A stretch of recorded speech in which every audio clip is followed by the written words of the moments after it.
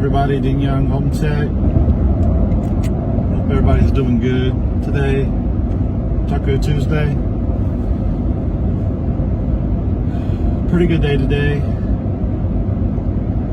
Was in Kernersville in Winston-Salem. I had 3 today, but my second one had rescheduled to Saturday. So it's pretty tight week this week. We are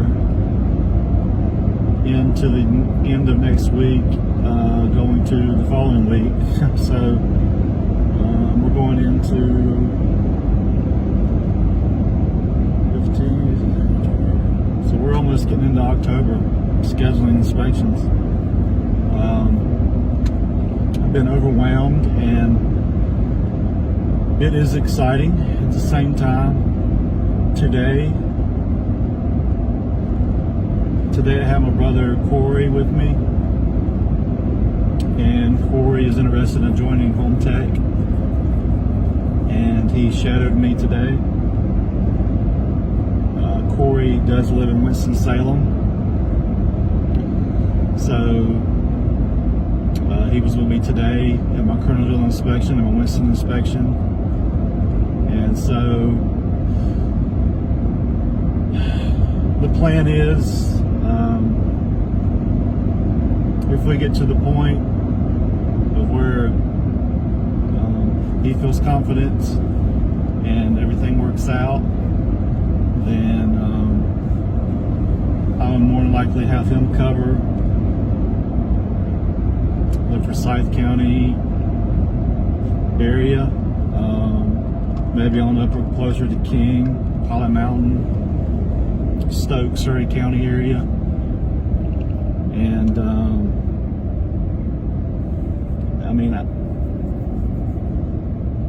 right now I cover, the Triad, Winston, Grangemouth, High Point, Burlington. But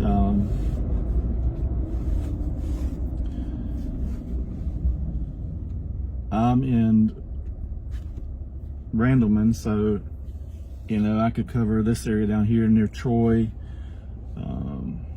over near Cary, Durham, Apex, Asheboro, Ramsor, those areas, if need be. But I am currently looking for somebody that is already licensed in the state of North Carolina, that is in good standing with the state of North Carolina, that has completed the most recent CE class and has renewed their license, and all that good stuff. So just somebody part-time that may want to pick up a couple inspections for a little bit extra money, that is an easy learner, quick learner,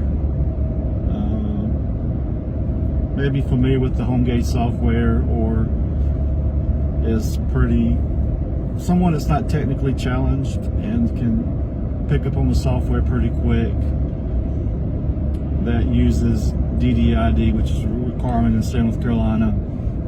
But there's still a lot of inspectors out here that do not, in the state of North Carolina, use the DDID, and they're required to, according to the standards of practice.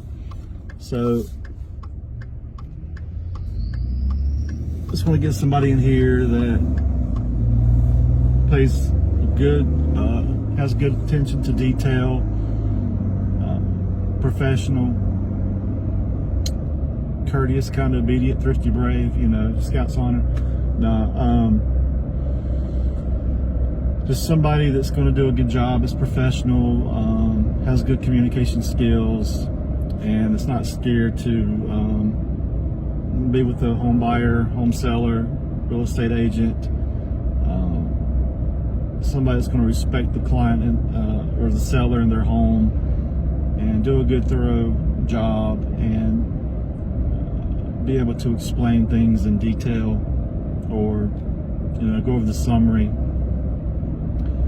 and kind of ease their mind and just walk them through everything and just be good at it. So other than that, just take it a day by day, and going to see what the market holds for us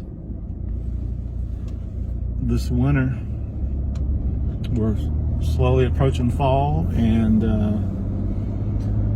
I don't see the market slowing down anytime soon that I can see. I mean, maybe it'll run up until Thanksgiving.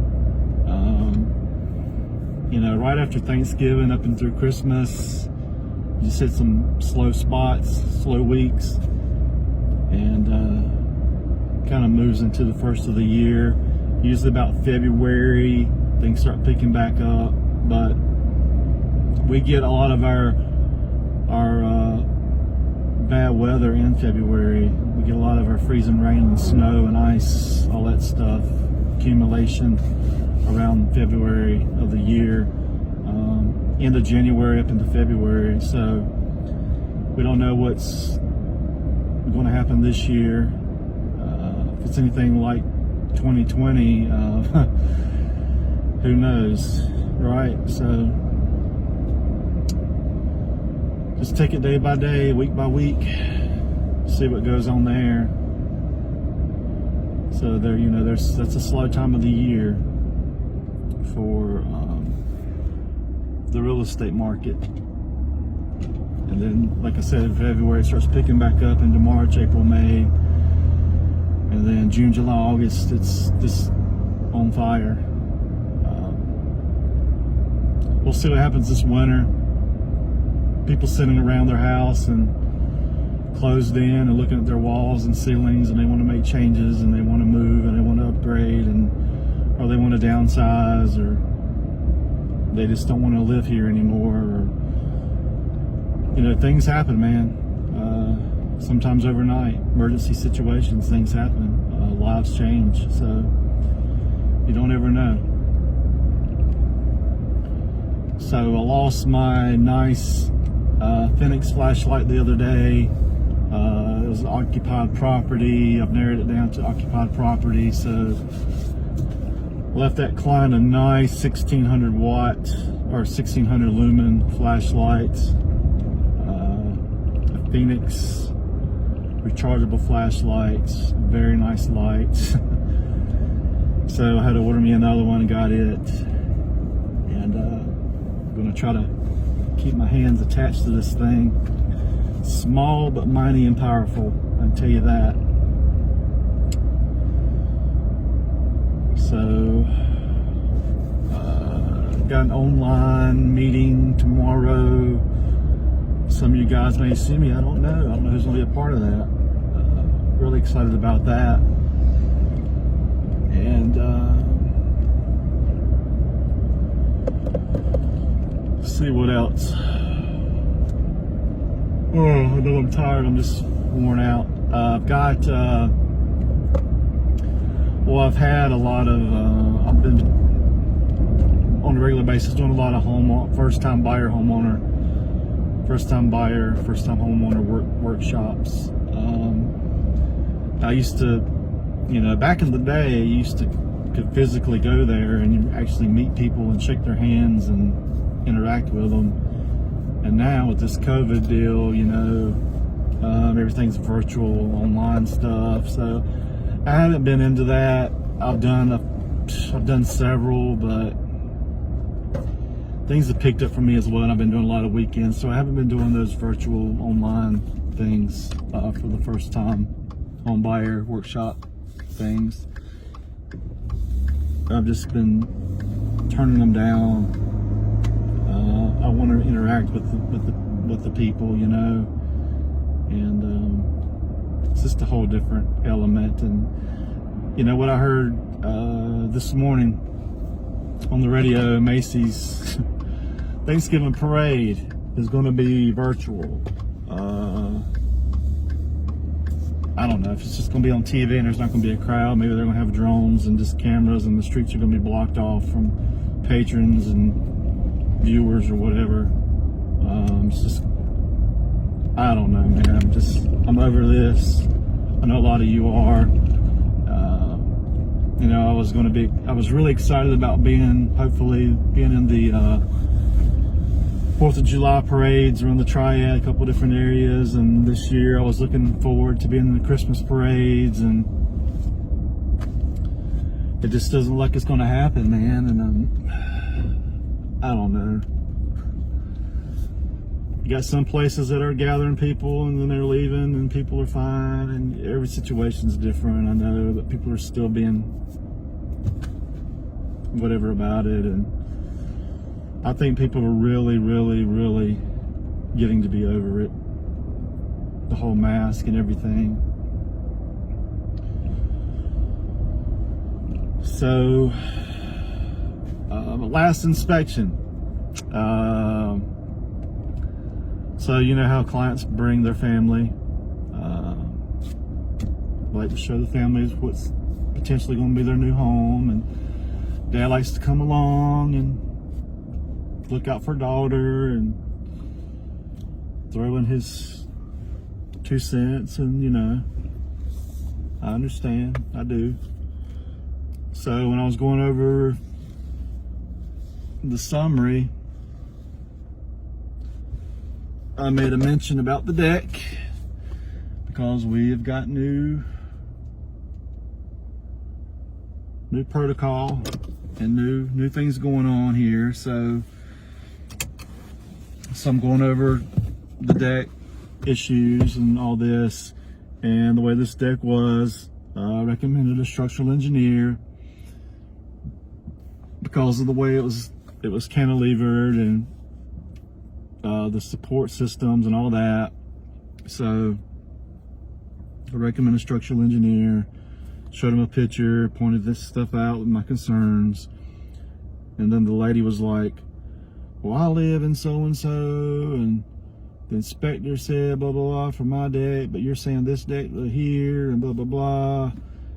And, you know, well, something about my deck passed, and why is this deck failing? And I'm like, it's not a pass or fail thing, it's a safety thing. And she's like, yeah, but why? I think she lives in Surrey County, Stokes County. I don't know, she lives near Stokesdale. You guys may know that area more. Maybe Rockingham, something up in there. It may have been Stokes, but anyway, I don't know if she had a local inspector, like from the city or municipality, Guilford County, or somebody come out. I don't know if it was a home inspection or what, but anyway, she was like, he failed or passed this and blah, blah, blah, and you're saying this deck here fails and whatever. I'm like, no, it's not a pass or fail thing. It's a safety thing. She's like, but how does that work? Blah, blah, blah. And I explained to her like I explained to you people the other day. Say it's 1990 and you build a home and you build a deck. Okay? It's built to code in 1990 on that home. So later on in the 90s, say by 93, 94, you know, you're not hearing about this stuff every day, okay? This is stuff that emergency people or, you know, EMS, police, fire, general contractor, insurance claims, permits, you know, all these agencies and departments, and they calculate all this stuff and they're finding out, well, this has become an issue. So now decks are in from the next code, you know, like the National Electrical Code is every 3 years. So however they do the building codes or whatever. So in the next, we're going to add that the deck must be this whatever is no longer allowed. So let's say this is 1993. So they build another deck, but they're not going to build it like they did in 1990. Okay? They're going to build it like the code specifies, and I'm just saying, I'm not saying there was a new code book in 93, but I'm just saying as a reference, we're going to build a deck like it should have been in 1993. What the building code said it should have been done. So then, here it is 2020, and you buy this house from 1990 or 1993, Well, there's different standards in 2020, and I know those decks in the 90s aren't going to meet today's standards. There is no grandfathering, because this is being brought to your attention as a safety issue. I'm not there to do a code inspection and say, well, this needs to be this and this needs to be this. You can't use this deck, it's not whatever, because it's as is, as it's standing. You're not making any changes or anything to it at that time. If you were changing the girders or the joist or the footings or whatever, you would have to get a permit, and you're gonna have to build it up to today's current code. So I explained to her, okay, yeah, this house you're in now was in 1986. I don't know when this deck was built. I don't know if it was built in 86. It may have been. It doesn't matter, because I'm looking out for your daughter. I'm looking out for her safety. So today's standards say that this needs to be this, and this way. I'm bringing it to your attention that that's the way it should be, because they found out in the past this issue with this deck, so they had to change the code. That's why there's a modern code, because things have changed for safety issues. So I'm just bringing it to your attention that in the past, the way this deck is set up now, it failed. There was an issue with it. So people don't know how many structural or deck issues there are around this country, how many people die, how many decks collapse. They're made to hold a certain load, and when you have parties and people leaning on rails and stuff like that, you got to do calculations and measurements. Certain amount of space is required to hold a certain amount of weight or load. So like railings, I think it's 200-pound force, something like that, or 200 pounds to lean on it, whatever. But in general, I mean, I'm not a code person, so I just know the reference to it. Something about 200 pounds. There's height variances, spindle spacing. There's just all kinds of requirements and stuff now. There's riser blocking. So when somebody comes out and redone something to your deck, so replace a post or something, well, guess what? They're replacing that post.